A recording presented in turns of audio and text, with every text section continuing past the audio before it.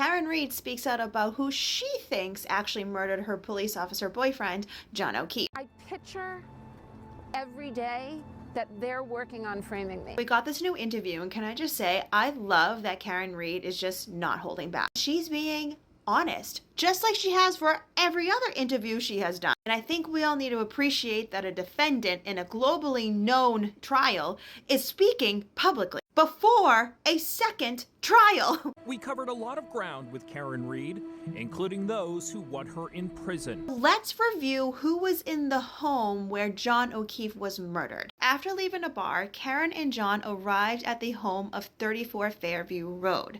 In the home were the homeowners, Brian Albert and Brian's wife, Nicole. Brian Albert Jr. was also in the home as they were celebrating his birthday, and two friends were also there, Julie Nagel and Sarah Levinson. Jennifer McCabe, we all know that name, her husband Matt McCabe, ATF agent Brian Higgins, who was also friends with O'Keefe, supposedly. Colin Albert, Jennifer McCabe's daughter, Allie McCabe, was the person to come and pick up Colin Albert. The more and more that I have thought about it and looked at the evidence, it is very obvious to me that Colin Albert's father, Chris, was also in the home. My speculation is that he is a literal murderer, like he actually is a convicted murderer.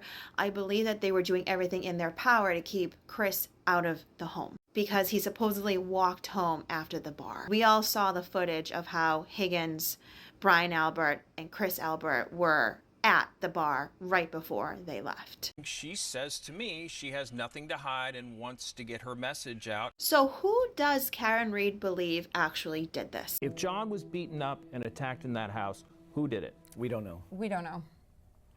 Did you see that look? We don't know. And it's not for us to know.